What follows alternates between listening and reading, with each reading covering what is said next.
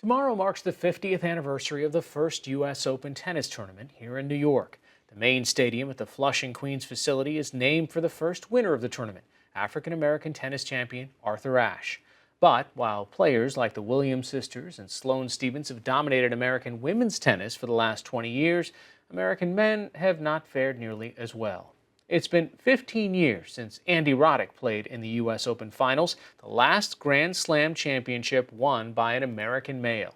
NewsHour Weekend's Christopher Booker recently talked with USTA President Katrina Adams about America's inability to field top-tier male players and how efforts to diversify the game may change that.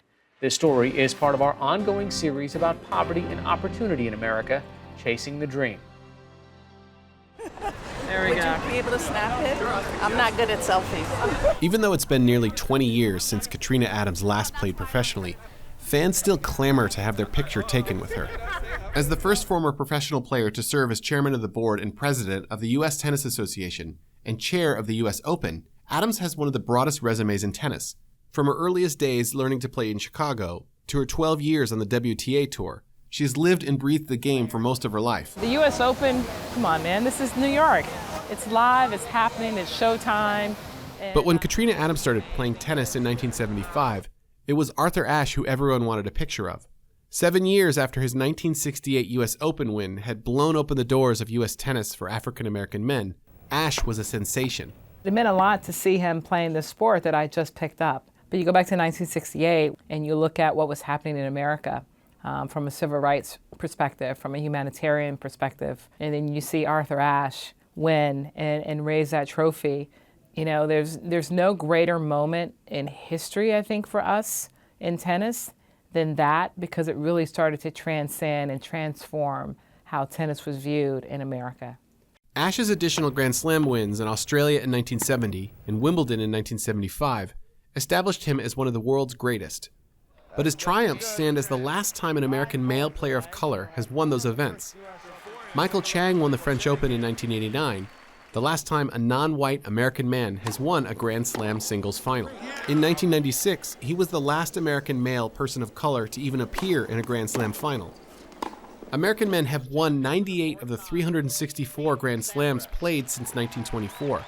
Only 6 of those were won by people of color. Just over 6%. The numbers have been improving. Of the 18 Americans who qualified for this year's U.S. Open, 4 are players of color. 29-year-old Donald Young, 23-year-old Mackenzie McDonald, 20-year-old Michael Mmoh, and 20-year-old Frances Tiafoe. That represents 22% of the male U.S. players. They're developing. They're continuing to rise in the ranks. We've had a couple good years here. You've got a couple other youngsters coming up in Frances Tiafoe, Taylor Fritz, Mackie McDonald had an unbelievable showing at Wimbledon.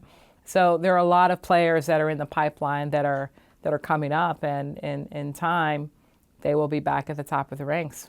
An integral part of developing a pipeline is finding and cultivating untapped talent in underrepresented communities. After winning the U.S. Open in 1968, Arthur Ashe co-founded the National Junior Tennis League, the NJTL. Since its founding, hundreds of thousands of kids in underserved areas across the country have gone through programs under the NJTL. All right.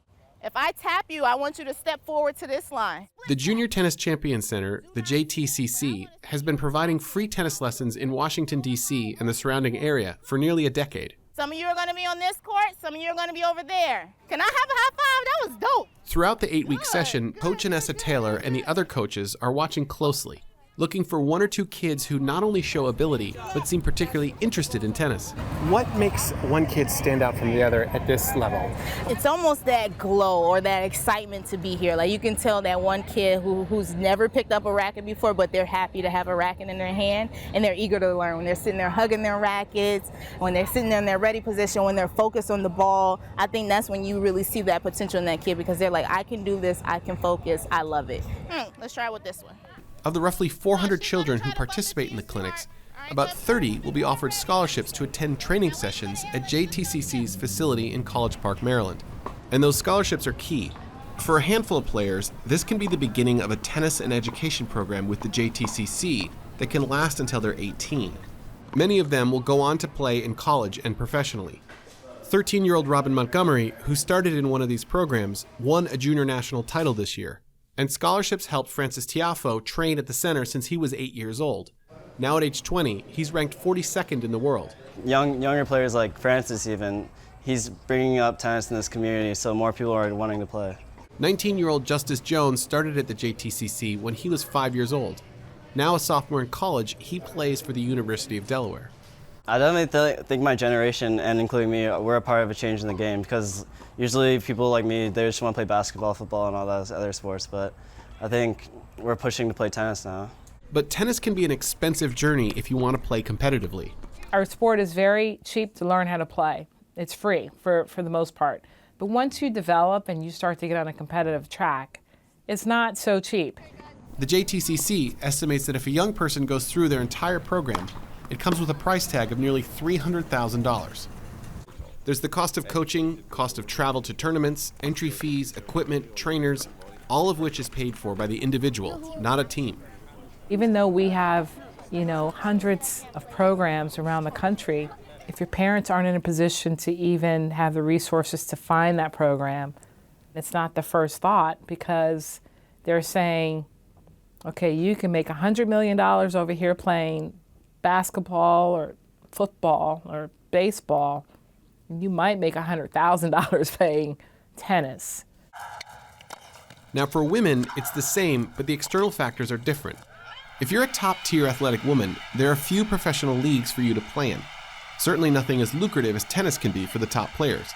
But if you're a male standout athlete like LeBron James, who grew up playing on the basketball courts in Akron, Ohio, the courts of the US Open may have seemed like a less lucrative option.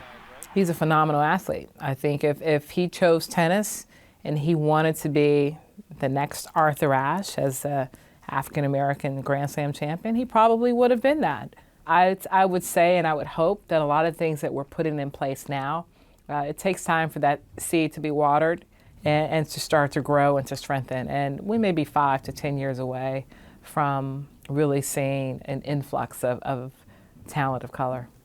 What happens if Frances Tiafoe wins the Open this year? Frances Tiafoe wins the Open this year, I'm going to do cartwheels, I'll tell you that. It would be amazing to see that happen. I mean, obviously you've got the likes of Rafa Nadal, Roger Federer, Novak Djokovic, Sasha Zverev, these top guys that are playing really well. And, I think he's primed to do well, but it's anybody's match at the end of the day. And I think if we can get him on that final stage, on that television where the world is tuned in and we can get more young kids of color that are watching him, perhaps he could just start that wave that Venus and Serena did just a few years back.